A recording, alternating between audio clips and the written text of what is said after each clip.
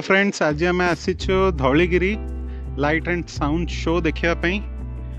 ये आप देखिपे timing 6:30 to 7:05 first show. Second show है 7:15 to 7:50। टिकेट प्राइस भी लिखाई 100 रुपीज। आउ ये है टिकेट काउंटर।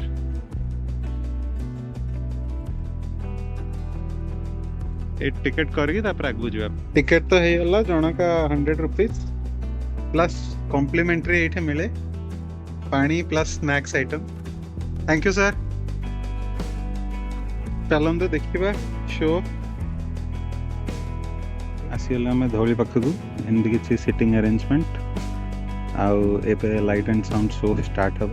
यहाँ रहा प्रोजेक्टर्स रेडी कराऊँ। चेयर भी एमती पकाई जी जे आसुचंदी तापर चेयर पकाउछंदी। एबे जस्ट स्टार्ट होबाको जाउछि। इसका जरा जरा उस लूट से सीखा गया है जिसने इंसानी सभ्यता भारी पड़ी।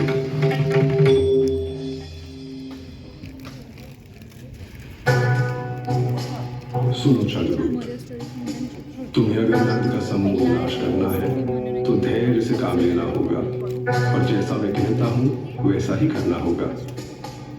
भूखे को अगर थाली की गर्म खिचड़ी खानी हो तो बीच में कभी हाथ नहीं डालना चाहिए।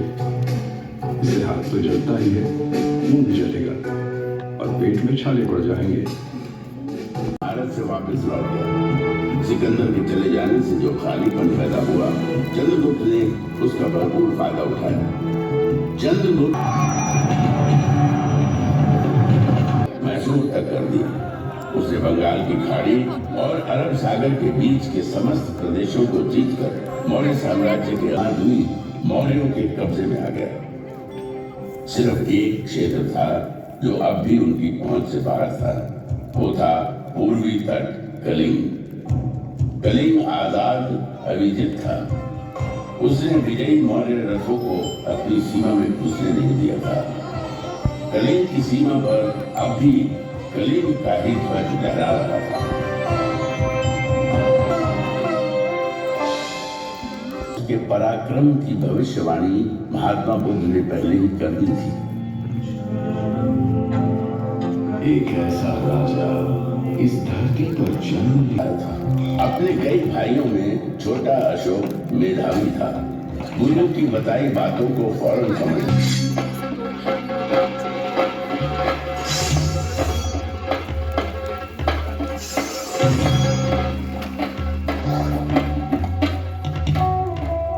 वाह अद्भुत!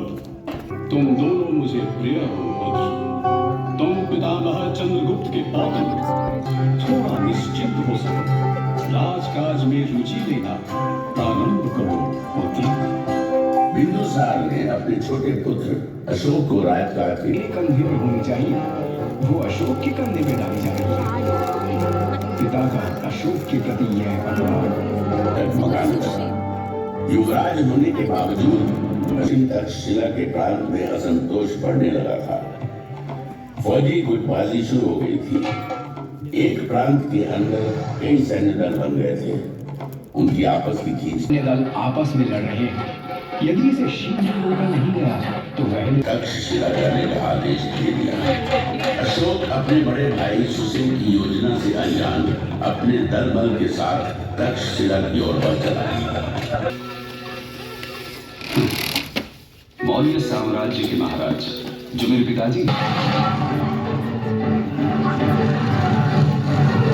अशोक की जोरदार वापसी हुई। अपनी पूरी ताकत, हौसले और सैन्य बल के साथ उज्जैन के विद्रोह को कुचलने अशोक निकल था। उज्जैन इतना आसान था। अशोक ने अपनी पूरी शक्ति विद्रोह को पूरी तरह रोक दिया। विद्रोही मारे गए। मौर्य साम्राज्य की गिरती नींव और गहरे दस्ती चली। जैनी के इस संग्राम में मृत्यु ने जीवन पर विजय प्राप्त की।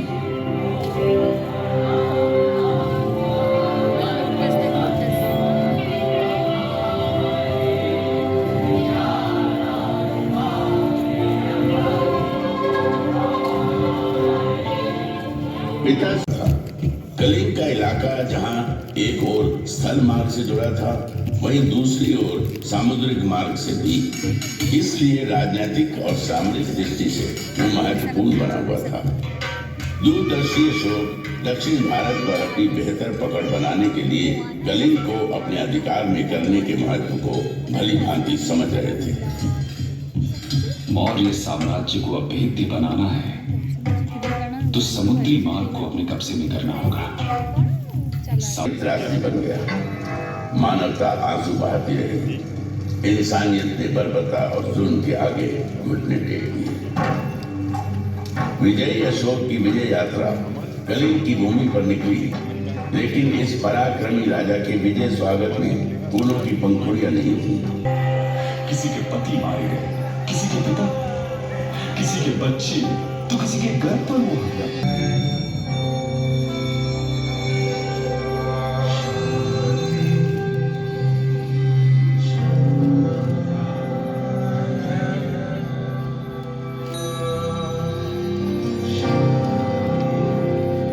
करते हैं। अशोक ने धम्म के विचार को अंगीकार किया। अहिंसा ही उसका मार्ग था, इंसान ही नहीं।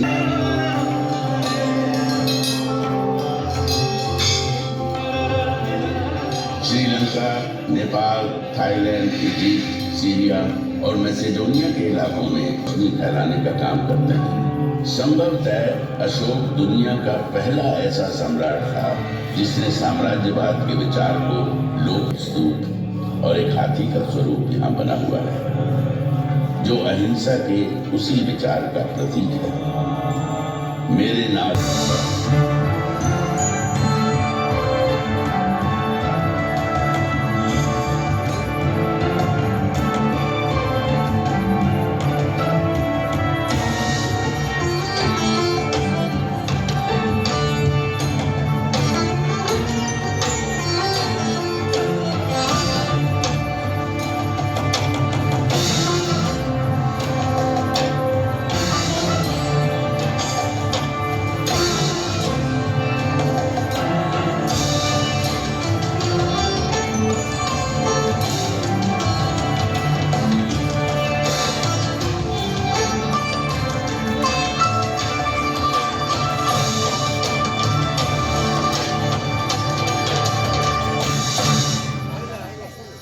एमती किसी थिला लाइट एंड साउंड शो बढ़िया थिला। आपण मैंने कमेंट करी कहतु केमती लगिला। Thank you for watching. आउ आसबे विजिट करेंगे, आपण भी भल लगे।